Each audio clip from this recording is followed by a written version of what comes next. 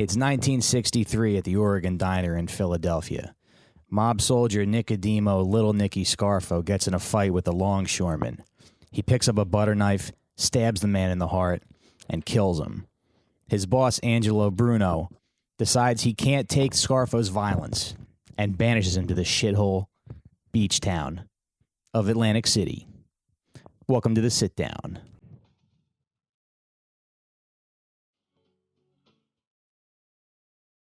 Thank you, and we're back. Welcome to another episode, everybody. I'm Mike Racine. I'm Matt Anderson, hey. And we got a very... You ever hear this song? No. It's good. It's the band's cover. Oh, Mike, yeah, okay. And we got a very special guest today. One of the best joke writers, I think, in all the city. One of the finest comics that I know, Mr. Mike Vecchione. Thank you for having me on, guys. I really appreciate it. Yeah. I didn't wear my jumpsuit, so I wore mine. Yeah. I know that nobody can see us, but I thought that was a requirement. I usually do podcasts about pot and like what cookies you would like to eat after you get high. So this is refreshing. Good. This is a very refreshing topic. You know how you and always one that hear... I really like. Because I love Philadelphia, and I like the Mafia in theory. I don't have any real experience with them, but I like them in theory. Me neither. I'm completely legitimate. You're completely... Yeah. Never did nothing illegal in my life. Anyway, what was I going to say? Oh, you know when they talk about like billionaires and stuff, and they go, the guy, all he wears is a gray T-shirt and jeans. Right. He doesn't have to think about what he wears. Yeah, I like that. Tracksuits are the same thing. Yeah. You just get it. I think that's why those guys are successful. Your too. version of it. So don't act like you're better than me because you're in a gray T-shirt and I'm in a tracksuit. And I'm in a purple tracksuit. You just wear a different tracksuit every day. Yeah. You don't have to think about it. Exactly. And it gives off the aura that you're athletic. Right. Which none of us are. We're comics. We sleep until 3. Hell yeah. I did a bit about this. I was wondering how long you were going to let the music go. Yeah. Is that a conspiracy? You know what I mean? Letting the music go over the podcast. Right. No, we just... Sorry. Yeah. That joke didn't land. That's all right. I'm a volume Wait guy. till Matt starts talking. Oh, yeah. I'm a volume guy, so I just keep throwing out the jokes, and then whatever lands, and whatever doesn't. And I'm sure your fans will be like, kill him, throw him in a ditch. I'm sure you have ultra-violent fans for this. So. They're okay. Actually, Are they? They're not that bad. No. I mean, you know, my duty on the podcast sometimes is to, like, if things are going bad, you could just make fun of me a little bit. Yeah? Yeah. Oh yeah. So It's great. You're the scapegoat? Yeah. Yeah. Okay. We bully him a little bit. We're trying to make him into a better man.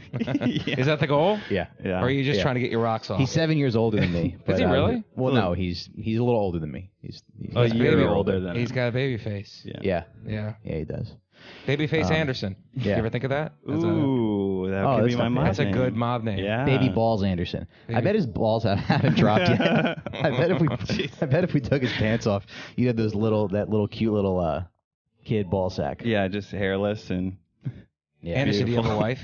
No, I have a pretty good girlfriend, though. Yeah? He's got a live-in girlfriend who pegs him. Right. We talk about it a lot. Oh, you talk about his girlfriend on here? Yeah, here and there. so She's they- been on the they know show a about couple her. times. Yeah. But do you, on Saturdays, do you talk about your girlfriend? And Saturdays you talk about your wife, Fridays you talk about your girlfriend? Ooh, Yeah. Keeping in line with the podcast? Yeah. Yeah. Wait, Sorry, that was a mob Fridays for the reference. Fridays No, for that's the a good good reference. bars, I like that. Fridays for the girlfriends, Saturdays for the wives. Yeah. Is that the way it goes? I have neither right now. I'm completely alone. So Yeah. yeah, any of you listeners out there, if you have a vagina, I bet it's nice. Is it? I bet it's nice. It's though. very There's probably peaceful. stuff Yeah, I you always like look at about I'm reading doing the positive thing. Yeah. Yeah. It's very refreshing, actually, to be alone all the time, just staring at a wall. It's great.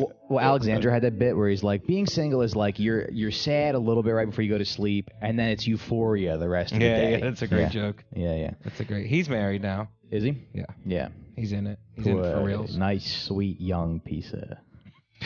Right. Well, I wasn't gonna go there, but I guess this is a crime podcast. Yeah. So I did Adderall the other night, and I stayed up all night and just watched TV and YouTube, and it was like the best. really? Yeah, it was the best night of my life. Kids used to And take then- Adderall. What is that? A focus drug? Yeah, Mhm. it's like an ADD. Well, why didn't you I think I would stay up and try to write a show or something. Why would you stay up and waste it on just watching TV? I worked on some stuff. I Did got you? some work done. Yeah. Okay. Yeah. We prepared for this?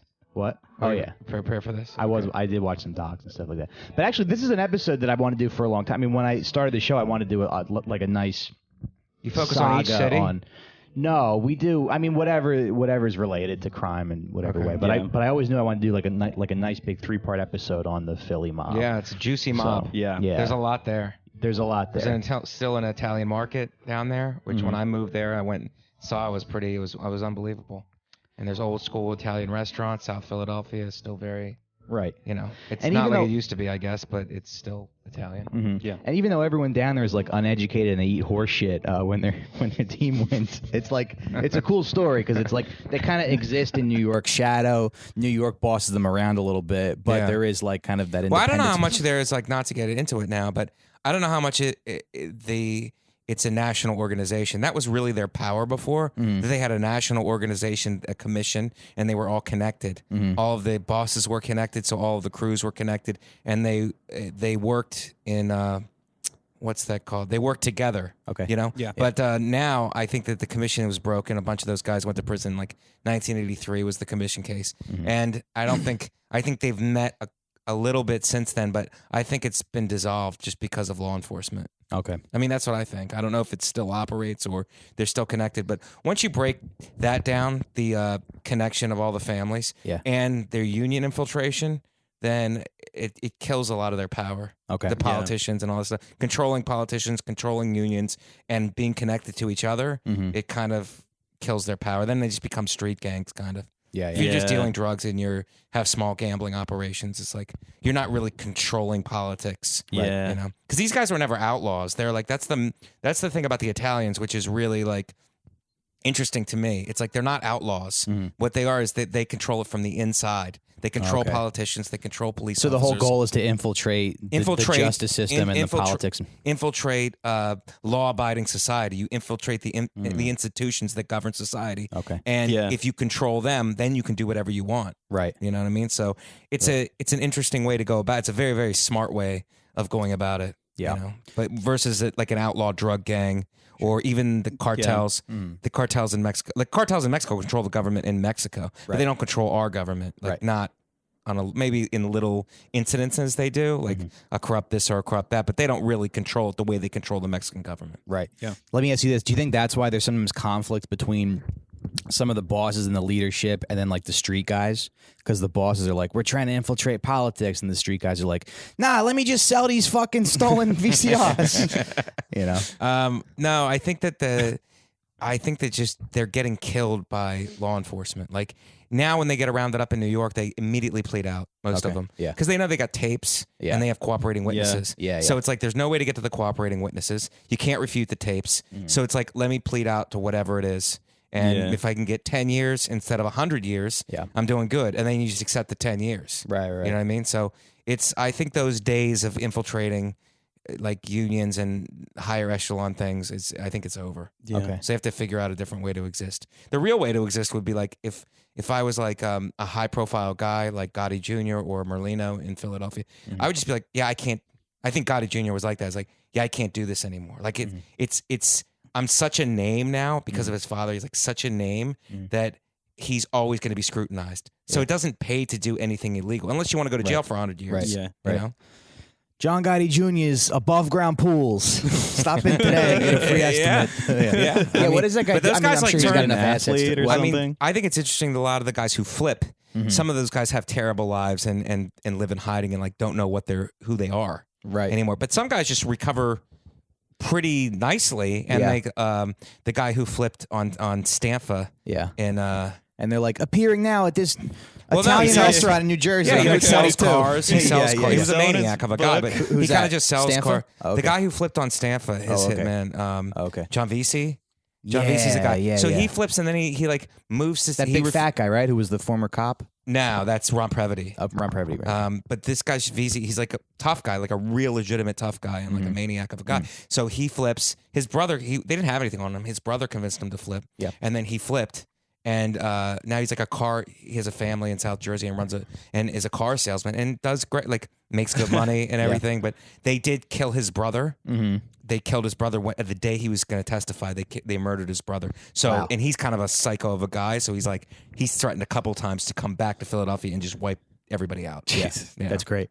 I think that's a great flip in terms of like, they're afraid. He's afraid of them killing him. Yeah. And now they're kind of because they know he's a psycho, so they're kind of afraid of him coming back and wiping them all out, which I think is a nice twist, Right. on the whole.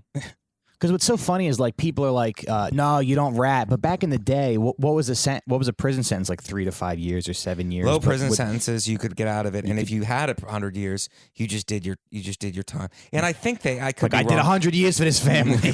but I think you had status, and they kind of took care of your family. Okay. For that, I don't think there's any honor that way anymore. I don't think if you go to jail for 100 years, I don't think anybody takes care of anybody anymore. Yeah. I mean, Wouldn't I'm it be just funny if a listening guy- to hearsay, but from what I understand, it's very watered down now. And they can protect you. They've proven that they can protect you. Back in the day, they didn't have any of this witness protection, so it's like they would have. And even the guys who were in protective custody, they would kill. They would find a way to kill them. Right.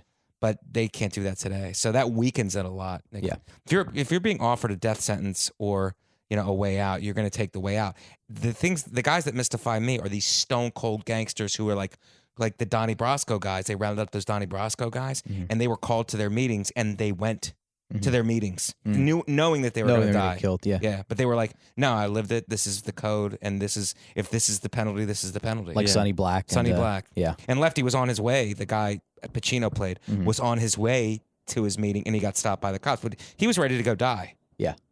And he was offered book deals in prison and turned them all down. Yeah. And the mafia put a hit on him, the commission, and he with the commission hit and facing 100 years in prison, he still didn't rat. Like Right. a lot of people would be like, I have nothing to gain here. The people I'm protecting want to murder me. Right. And I'm going to do 100 years. But he was like, nah. Yeah. And then the commission rescinded his death, which they never do, but they rescinded it because he was such a stand-up guy. Yeah. Right. You know. I don't know. I probably jumped into 3 different stories that you were going to cover. quite all right. And I fucking ruined your podcast, probably. Spoiler alert. Hey, anyway. Yeah. Hey, you should just redo the intro. Podcast ruiner Mike Vecchione is here. Hey, Mike, would you like to chime in and fuck everything up for our listeners? No worries. We You got guys are drinking coffee. we got time. You guys are drinking coffee like cops. we are. That's How? unnerving. How? Yeah. You guys went to Out of a Dunkin' Dunkin' Donuts. You Donuts look cup. like undercovers. I just have And like now a you come in binder and of tell me this paper. is I'm wearing a entrapment. purple tracksuit. I know that's what a That's what- mobster would. That's that's what what a I- guy yeah. who was pretending to pretending to be a mobster would wear. And I think this is you guys should have a segment called the wiretap, where you try to entrap me in things that maybe I've done in my Sure. life. Okay. You know? I'm pitching ideas. I have no idea what I'm doing with my own podcast, Yeah. but I'm very good at letting other people know what they should do with their. I mean, podcast. you totally have our blessing to be another mafia podcast. Well, then we would have to have a war. That We would eventually go good to for war. ratings, Is that what right? you want? Are you sure you want that? I don't want it. We'd have to have a sit down, which Yeah. is the name of your podcast. Yeah. Mine would be called Stand Up, guys. Sit down and stand up. We'd have some kind of a rival podcast. We'd have different factions, and Yeah. we would encourage our listeners to kill your listeners. Well, I'd have the crew of Gas Digital behind me. Right. So you would Oh, have to right. deal with Tim Dillon coming out. You turn Right, around, right. Legion of Skanks Right. is on, I don't- on yeah. your Right. corner. Like, you don't want all that trouble. Right. Louis You J. know? Gomez. Louis J. Gomez, the Puerto Rican rattlesnake. Big J. Ogerson. That's not Dave a war. Smith That's not was- a war that we want. Yeah. with his political viewpoints. Yeah. Unless Matt just surprises us and turns and just wipes them all out like I'm just like a in a monster weekend or something. somehow. Yeah. Yeah. Just from being bullied too much. Yeah, you know Just what? go You know and what kill we all do? the Yeah, Gas dude. Digital. You know what we do in a podcast war? Yeah. We would get to your boy, Mhm. and then he would hit you. Oh, okay. He would hit you. Oh, Yeah, of course. He would. We'd order him to hit you. Yeah. We'd get him in. We'd promise him a high-ranking spot, and then he would take you to dinner one night, and then you'd never be heard from again. Just in the parking That's how we lot, do. yeah. We clean it up real nice. Right. Real nice and clean. Right. You know what's coming though. Yeah. No, Well, he wouldn't know it was coming. That's why it's his best friend who does it. I Mm. assume you guys are best friends. We're pretty close. Yeah. Well, you're doing a podcast together. We so- share women sometimes. Do you? Well, I forgot to tell you, I fuck Shelby. Oh my God. Oh, See, that's a reason to damn, flip. dude. That's That's a reason to flip. yeah. Can I bring it man, back to the I'm so podcast? mad at you. Can I bring it? Can I bring it back? Sure. Can I bring it back to the podcast Yeah. though? Yeah. But that's why in the mafia there's a rule that you don't fuck anybody else's wife for stuff just like this. Yeah. Because Oh, it would that's give why. him motivation to clip you then. Right. Right. It's not a respect thing or anything. It's not a just Right. respect. Like No, what? it's a way. These old just timers really. It was their way of like doing clean business. Yeah. In like a murderous world. Right. Yeah. It's like, what, that burnt toilet paper meant nothing to you? Is he fucking a Jew's wife? Well, you're talking about the making ceremony. Do your fans know that? What? Yeah, I just The burnt toilet paper? Yeah. It's burning a saint. Yeah. It's on toilet paper? No. Well, that's what they did when they needed a makeshift do it. When like they were in prison. Maybe. Yeah. But what they do is they burn a saint during the making when somebody becomes a made member. Okay, right. So let's start. Are you guys mad at me? No, I just want to start, Mike. This is all. You guys are mad at the me. show's outlined. Okay, all right. I didn't know. We're starting the saga now. I didn't know you were on Adderall. Go ahead. No, He's coming down from dealing with Adderall. the calm down. Dude, it was so funny. Like he was like texting me notes about the show at like 8 a.m. And I was like, "Did you go to bed, bro?" Like I saw Deb did new coupons at like 3 a.m. that already had 60 likes. Yeah, but that's the other thing about there's a no drug policy. Is there a no drug policy in your podcast or no? Not really. Matt loves crystal meth, and you're a drug guy? No, I'm always high. Are you a comic? Yeah. Yeah. I say that though, like I do more open mics. How many years have you been doing it? 7 years. 7 years? Yeah, Okay, I started in Arizona. I moved here like 4 years ago. Very cool. And how'd you meet this one? Deb suggested that I use him. She knows how to pick talent. Really? Yeah. She's got an eye for yeah. She had me host those shows when she was doing way back when, like 2014. Yeah. Anyway, so let's start at the beginning with. I'm ready. Here we go. I'm sitting up. I'm ready. Let's start at the beginning with Angelo Bruno, the boss of the Philly crime syndicate. He's the son of a grocer who's born in Sicily. He was referred to as the docile Don because he preferred negotiating over violence, and he was close friends with Carlo Gambino. And it's funny because the thing with Bruno is over the next 20 years, his family is able to successfully avoid the intense media and law enforcement scrutiny and outbursts of violence that plagued other crime families. He also avoided lengthy prison terms despite several arrests. His longest term was 2 years for refusing to testify to a grand jury. That's so great. I love that story. Yeah, he also encouraged people to stay away from drugs, narcotics trafficking, and preferred more traditional Cosa Nostra operations like bookmarking and loan sharking. I think he forbade the soldiers from dealing in drugs.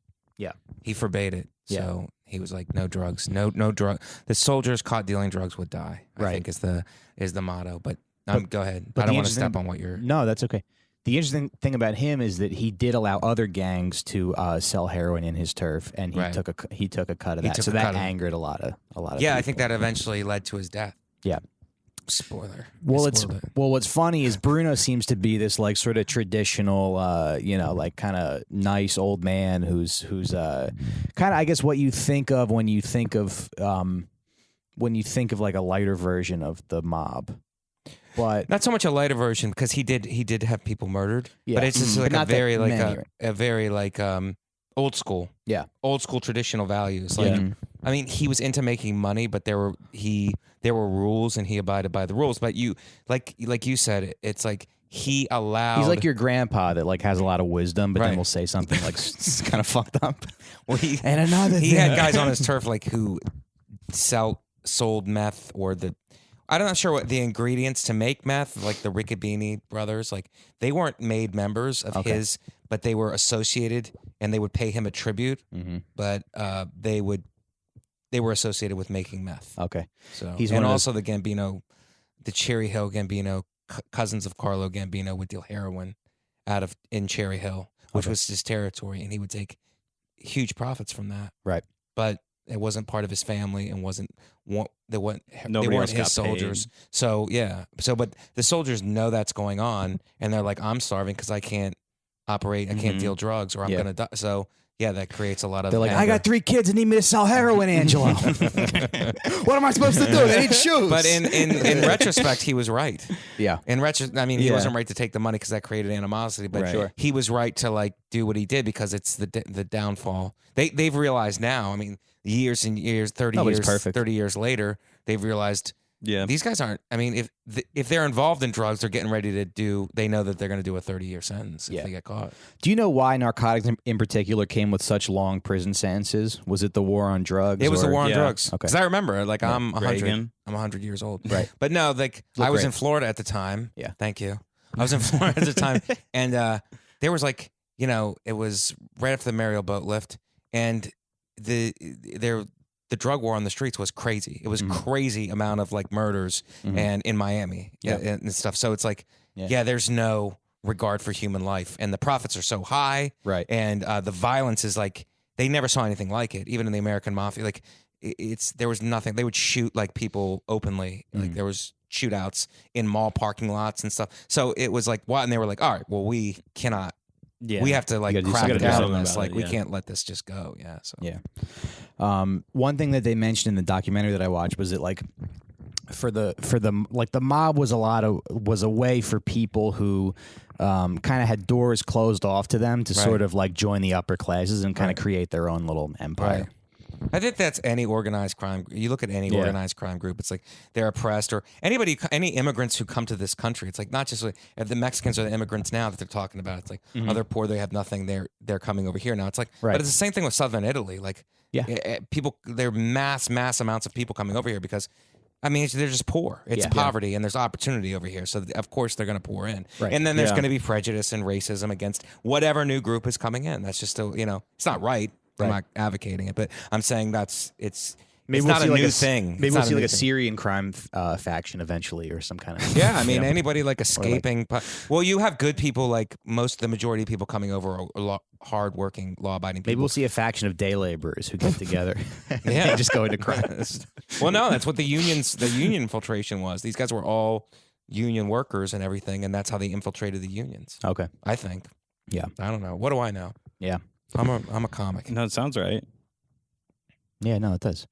So Angelo Bruno. Now he also there was something else that he did that made people. Oh, so when Atlantic City, when gambling was legalized, Atlantic City was technically the Philly mob's turf, but the 5 families from New York wanted to get in on it. Right. And Bruno knew that he wasn't powerful enough to fight off the families from New York. So he let them operate there to share their profits. But that created some animosity as well because I guess people were like, what are you doing? You're giving away our stuff. Yeah. But that would have been interesting because I guess there's no way that they could have stood up to the New York guys. I mean, I think Bruno was powerful enough on the commission. Like he was respected on the commission. Right. Especially by Carlo Gambino. But I don't know what happened after Carlo Gambino because Carlo Gambino died in 1976. Mm-hmm. So there was 4 years between when he died and Bruno died where it's like maybe Castellano, who was the next Gambino boss, they weren't that close where they had that much. Maybe they were, I don't know. Okay. But I'm saying like Carlo Gambino was they were tight, Angelo Bruno and Carlo Gambino. So when he died, he lost that protection. Maybe he lost. Yeah, I don't know if it was protection, but it was definitely a power. It was definitely power, yeah. Yeah. Okay. So, but he wanted to also because I think. But it's kind of like he did got you watch called Fargo? Before a Senate Judiciary Committee on gambling in Atlantic City, and I think he didn't want the heat from it. Yeah. He didn't want the potential heat from it. So he's already a multimillionaire at this point, by the way. But he has street soldiers that are hungry. It's like you got to keep that in mind, Right. Come on, I'm not making enough money selling these porno tapes.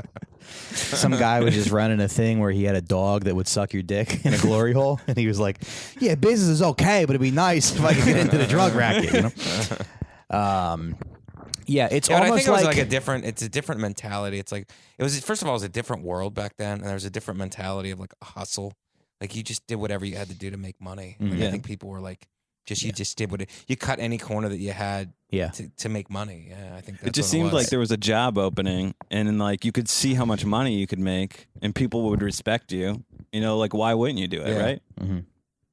You know what the hustle is now? Going on Fiverr and finding freelance work for yourself. And, that's kind of like being a gangster nowadays. So I guess people are unhappy with Bruno, and they start conspiring against him. So in 19 I think it was 1981, 81, right? No, 81. No, it's So 1980. I'm sorry. March 21st, 1980. Yeah.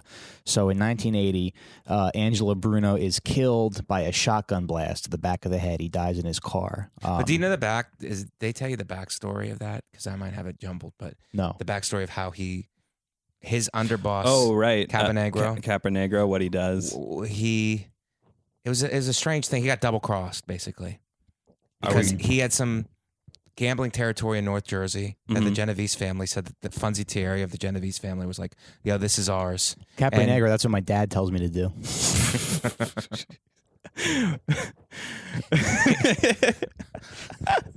Funzitieri. I'm going to keep going with the podcast. That's how professional I'm going to be. Great.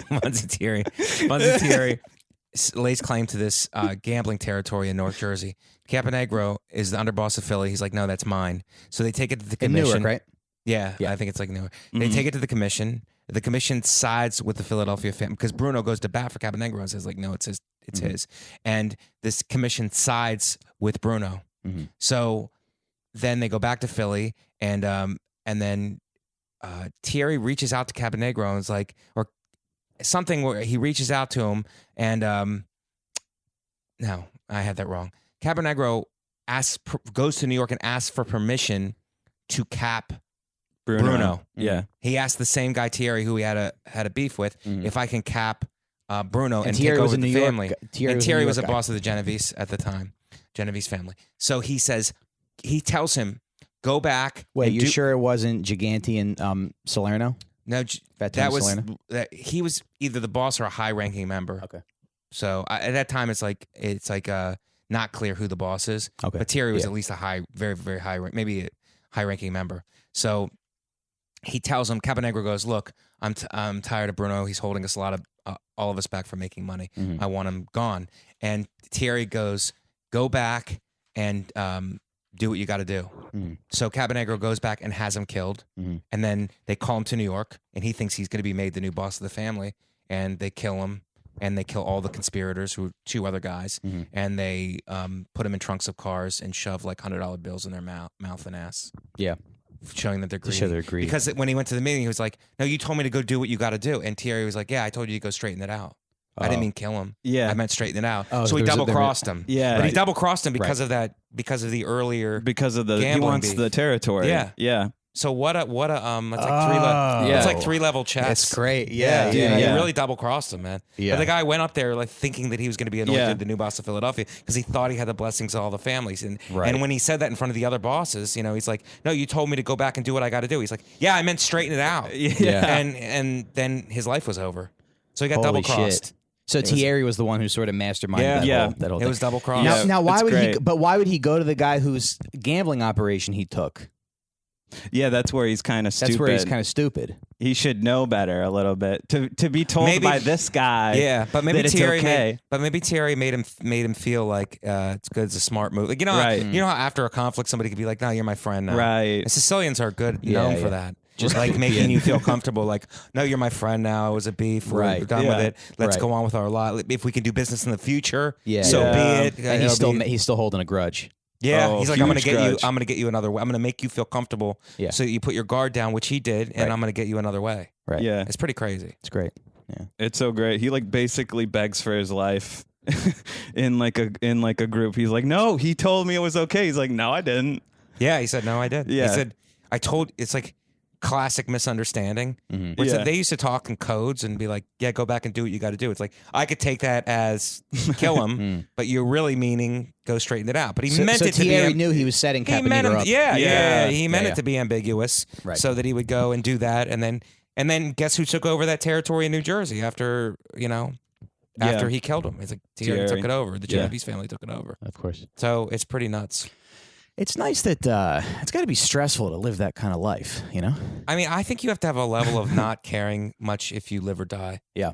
You have to have a little bit of that, like kind of like whatever happens, happens. If I'm attacked, then I'll fight it off, and if I don't fight it off, then I'll just die. Right. It's like you can't care that much about your life. It's kind of got to be, I want to live for the moment type thing. Right. But back then, There must I be a think- low value of human life just across the board. Oh yeah. Yeah, it's a low value of human life. I think. Yeah. But back then, it was like less than it is now. It's got to be like crazy. You don't know whose loyalty is to what. Okay. Whatever. Back then there was like, it felt like a system where it's like, if you follow the rules, you'll be fine. Mm-hmm. Yeah. But even back then, it probably wasn't all true, but at least there was some organization in place, some kind of a systematic that felt more like justice than it does now. Now it just kind of feels like the Wild West. Right. Do you know who killed Caponigro?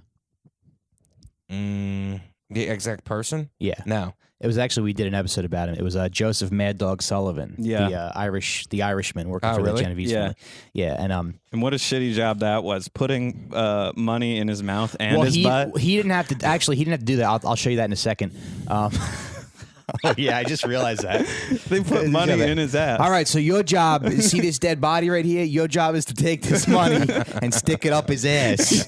Does that sound like something you can do? But all these hits, like, there was none of them were ever paid. It was just like favors. Right. And then a favor creates opportunity for you in the future. Yeah, Sullivan it's never about money. It's like, it's really like a family in the sense that, like, we're not paying you.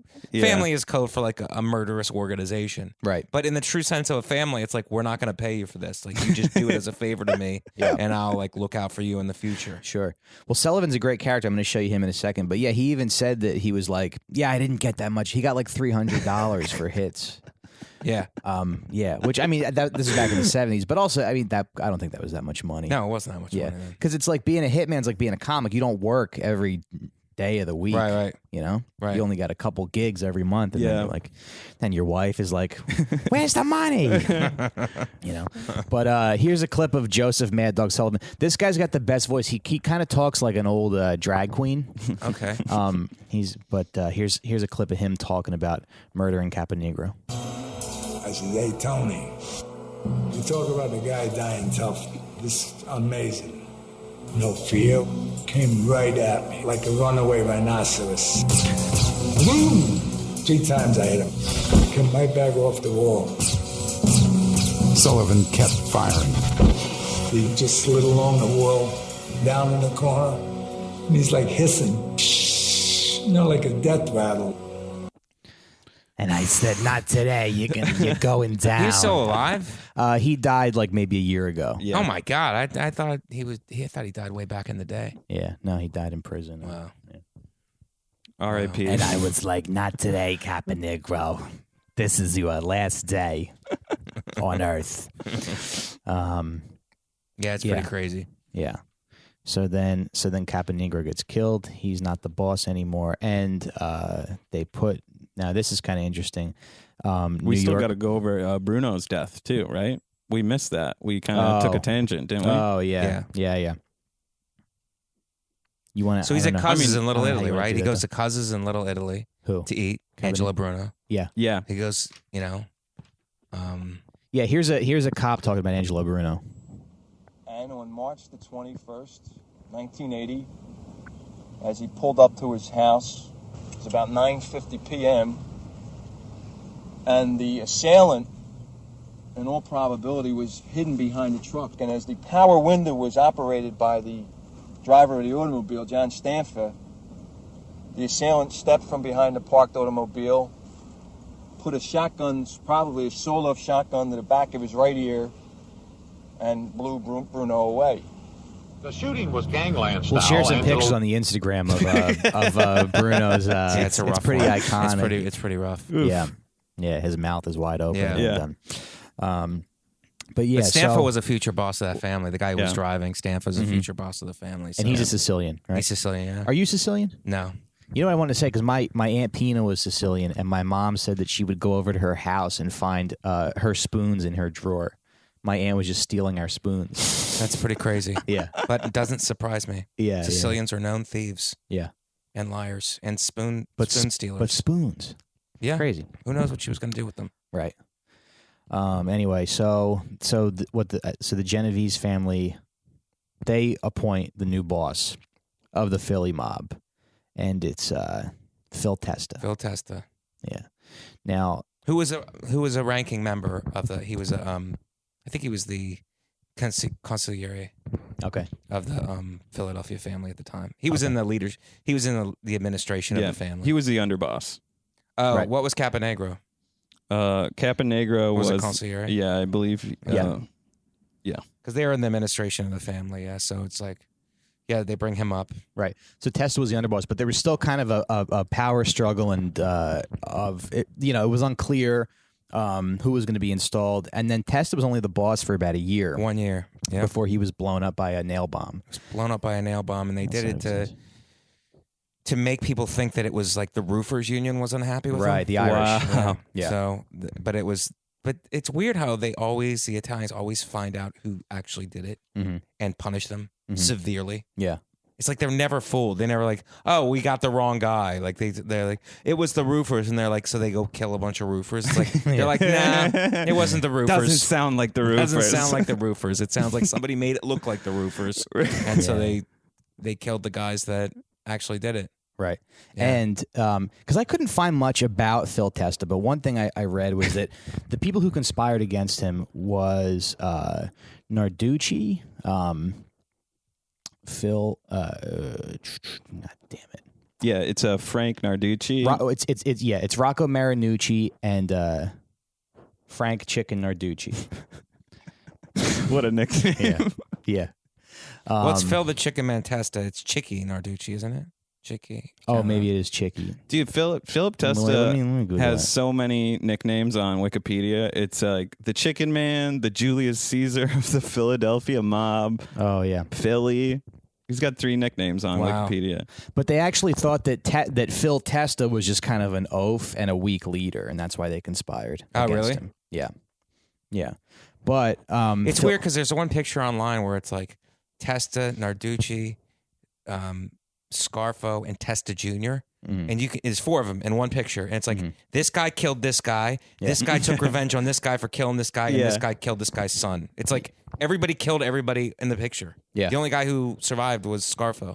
Yeah. Yeah. Well, and what they were doing, like something like playing shuffleboard together in the picture, Yeah. like something fun. Oh, yeah, just Like like a posing 40-year-old's nice. birthday party. Posing nicely, posing nicely for the picture, and I was like, it's pretty crazy. Yeah. For sure.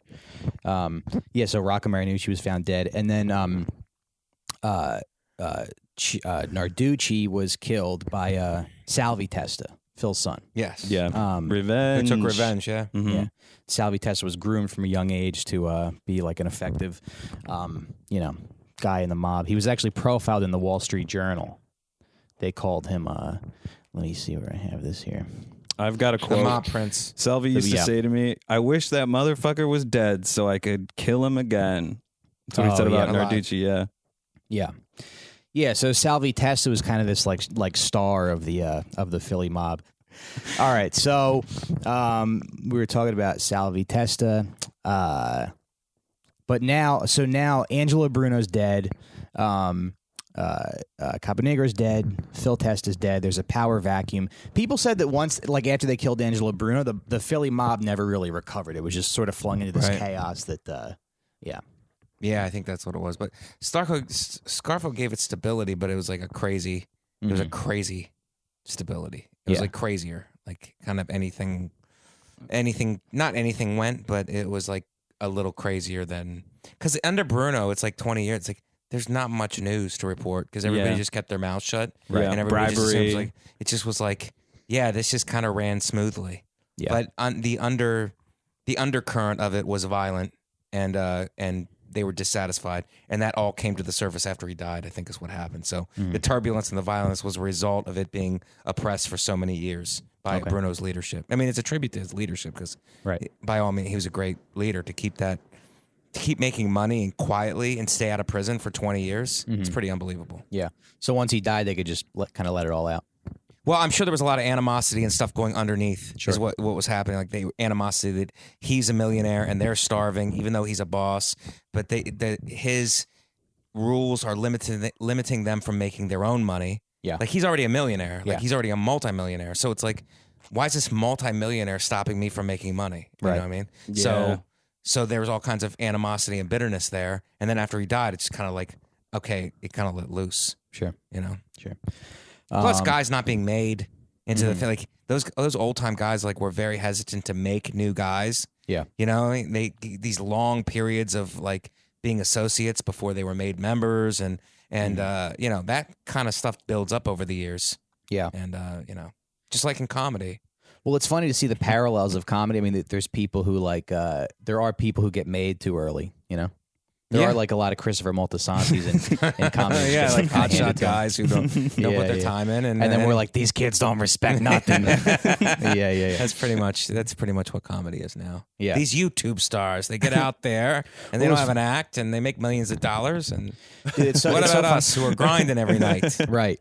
That's what you are. You're like the epitome of like an old school, joke writer, comic. But imagine like. The newer rank is people who come in and they're like, there's too many fucking white men here. And they've been doing comedy like 2 years. 2 years. Yeah. We need to get rid of all the fucking white men and dismantle the power structures. I did fucking 50 first jokes, and I go up and I do my set. Or no, the girl before me goes up and she goes, white men are on their way out. Right. She's like, white male comics are on their way out. And then, now I don't know if this was to both of us or just the guy next to me, but I'm sitting next to another white guy that she knows, and she gives us the finger. Oh. And this is the fucking world that we live in. He's fucking disrespectful. I said, you fucking twat, and I got up and I smacked her in the face right at the Bell House. I poured beer on her head. Did you know her? A bottle over it. Did you know her? I didn't know her before. She gave that. you the finger, or the guy? I don't know if it was to both of us or to just him, but it might have been to both of us. That's crazy. Which I think, which is were there insane. white males in the crowd? Maybe she should have given the finger to them too. Yeah, she should have. No, because she was like, white male comics are on the way white out. male comics. Yeah, and it's like, then why don't we give? I go, you want my fucking 10, 15 at the comic strip? You pry it out of my dead hands, you fucking cunt. Anyway, this is just the world. Well, maybe we are on our way. Maybe she was right, and we'll reappear on Twitter. We're not on our way out. We're gonna be repackaged on Twitter or something that's faceless, like Sirius XM is good for us because there's no skin color to a voice. You could write for a show. They can take our careers, but they can never take our podcasts. You can't write for a show because they go through the writers' rooms and find out who's who. Oh, so that's done. You know what I was just thinking? Yeah, you're going to skate by in a writer room? No, you're not. Associated with me. Yeah. People are like, there's too many white male comics. There's too many young, like black mediocre comics that are going to get writing jobs before me and show up 20 minutes late with a fucking big shiny watch. Wow. Stop saying that. I enjoy it. We had this conversation already. Oh, what's that? Every time I say something problematic, he goes, Jesus Christ. I love it. Well, he's trying to protect himself. I get that. I'm just giving people the... No, he's got to go down with the ship. If he wants a piece of our Patreon, he's got to pledge his loyalty. This is going on Patreon? We do bonus episodes on it. Nice. Yeah, come on, Mike. But I want to wet my beak. Yeah. That's a mob term, by the way. I figured it was great. This quickly became another podcast. That's what I like about it. It took a left turn. Oh yeah. But what was I going to say about the white men? The white male comics. It's actually, our show is just disguised as a mafia podcast. But then once a mafia podcast once you get rolling. Get a more modest watch. You know how when it's a white male. Mike, you know how when the feds are listening, they have to talk for 5 minutes. That's really funny. Yeah. So then, so the Genovese family were very heavily into and you know what we got to get rid of. It's just a hate. It's just a white male hate show. It basically is. You're like the protege, Matt. Yeah. Yeah.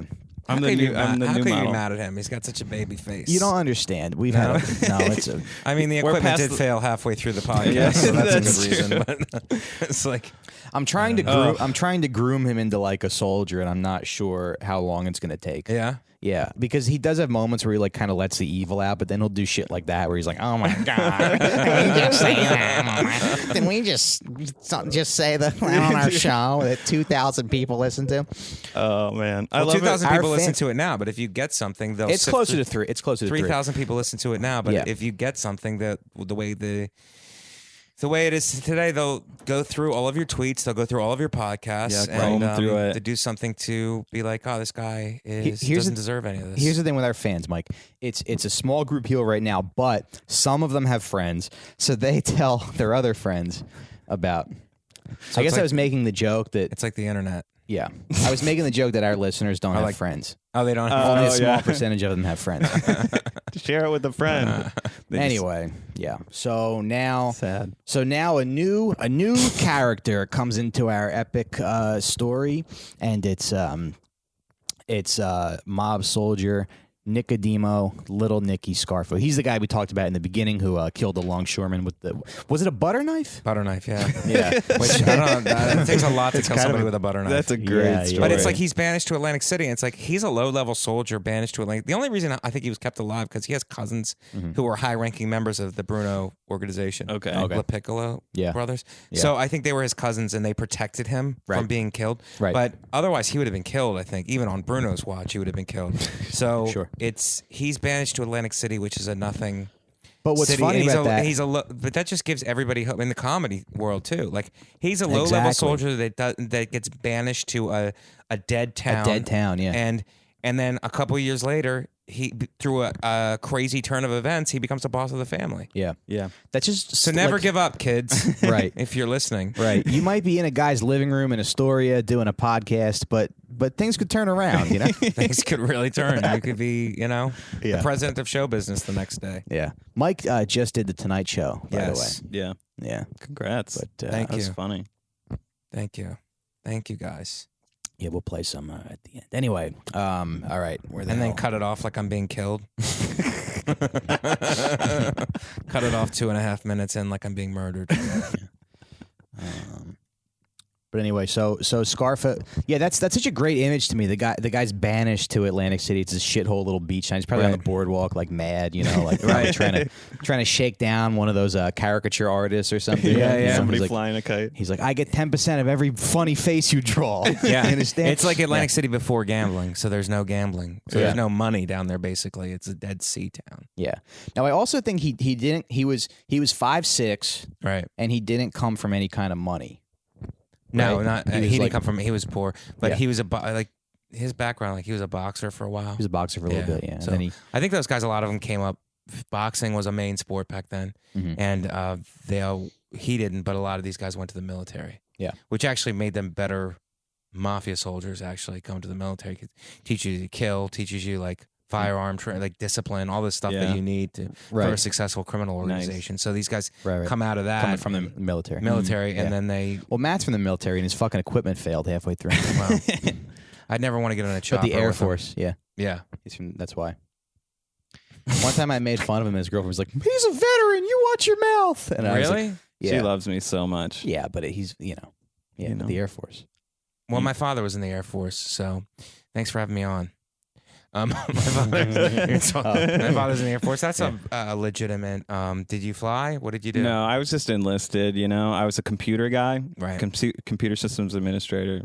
Well, you could say that cooler. You could be like drone strikes. Yeah, that's what in charge of. His job was finding all the child pornography.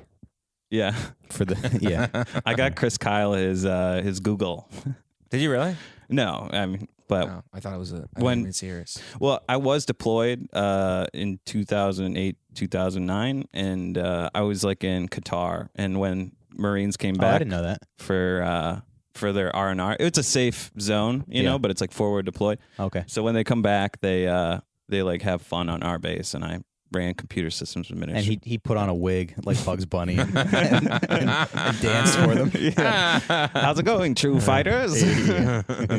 How old are you? Some entertainment for the boys. Please welcome Pat Patricia Anderson. Hey, boys. How's it going? I'm 31. 31, yeah. You're like the same age, right, Mike? Yeah, I'm going to be 31 soon. I'm 32. You guys are young, man. I think I'm actually 32. I just turned 32. I'm sorry. Yeah. Wow. Yeah, you did. I forgot. I literally forgot. I tried to do a joke last night about I only know one trans person, but I knew her when she was identifying as a guy. When she was a guy, she was a fucking asshole. Right. She was just kind of the worst. Now she's super happy. So now when life gets me down, I'm like, am I a woman? Would this line at the post office be easier if I cut my dick off? That's great. Ooh. The other woman, the woman inside of me. Right. But I don't think so. I don't know. That's a lot. Yeah. I never even considered that, actually. Yeah. as a thing, with problems or whatever, Right. depression. Right. It's like that's a great joke though. Thanks. I really is, but I've never even been like, hey, am I a woman? No, that thought's never like entered my head. Yeah. Am I gay? That's been a Sure. thing. Right. Am I gay? Right. And then I just drink and I throw something at the wall. I just punch stuff and then I go, I'm not gay. Yeah. Anyway, where was I? Welcome to the Am I Gay podcast. Am I gay? This is a podcast. That's a great way a podcast starts as organized crime and then just devolves into like other topics. I love that we're a white supremacist podcast, but only after like 10 minutes. You guys are an alt-white podcast. Dude, I bet you could You hide. tricked me on. Yeah. You've tricked me on by going, these immigrants are taking your jobs, right? I got to go. It's like 4 minutes. I got to get dressed. Okay, cool. To go to spots. Yeah. I bet you could hide that, though. You could hide. Well, I your think white that's what those hate supremacist groups podcast. do. Those hate groups come on. They don't come on as hate groups. It's like the Peanut Show. Yeah. They come on like just real issues. Like, do you hate immigrate? Like the immigration policies. They come up with these policies, and you're like, well, They don't come straight out with racism because that would be too much to swallow. They kind of like ease you into it. Yeah, they kind of ease you into it, and then they're like, "Well, this is our real mission." And by that time, you're already too deep in. Yeah. And there's that thing with like lonely guys too, where it's like, no, I like a sense of camaraderie. I want to feel like a part of something. So it's like by the time you get seduced all the way into it, then you're like, oh, well, this is what this is now. Yeah. I'm part of it. For sure. And that's what I'm accusing you guys of. Tricked. Bring it back. Yeah. Got you. Well, I guess this is a good place to wrap up because we have we just introduced Nikki Scarfo, Yeah. who's the new boss of the family, Yes. And that's a big regime that goes on after. Yeah. Yeah. So for the next 10 years, it's a little tumultuous, Yeah. Yes. to say the least. Yes. It's great. He's not exactly an Angelo Bruno, if you will. No. He's more of a Dylan Roof type. Yeah. He's more of a Nicholas Cruz than an Angelo Bruno, if you know what I mean. Yeah. There will be a lot of death. Why did you do that? You did it again. It's like a tick. We have to stop. We have to somehow deprogram you to stop doing that. I was in the middle of a laugh. Yeah. You said, Jesus. Sorry. Yeah. I think you need to kill Are you somebody. guys gonna fight? I feel like you guys are gonna fight at any minute. We did get in a little text fight today because yeah, but we're fine. Anyway, so next week we'll get into the Scarfo regime and the effect it had on everybody. That's a good story. And thanks for listening. You want to plug anything? I mean, you'll be back, but when's it air? Any dates? When's it air? Next Wednesday. I'm in Bananas this weekend. In Jersey? Bananas in New Jersey, yeah. Who's featuring? Who's featuring? I don't know. I didn't book it. Yeah, okay. But it's Bananas in Hasbrook Heights. Hasbrook Heights. I'm sorry. That's a good club. It was Bananas in just- Hasbrook Heights this weekend. Please come out. Didn't that club just get bought Yes, by the Helium people? guys. Yeah. So now it's not like in a Holiday Inn anymore. It's like a nice. I Nice. haven't been there since they bought it, so I don't know what I'm walking into. But I'm sure like the Helium clubs are nice, so I'm sure it's going to be good. Awesome. Guys, Mike will be back, but please follow him on all social media. At Comic Mike V. At Comic Mike V. Yep. Twitter, Instagram. And we will see you next week. Bye-bye. Bye.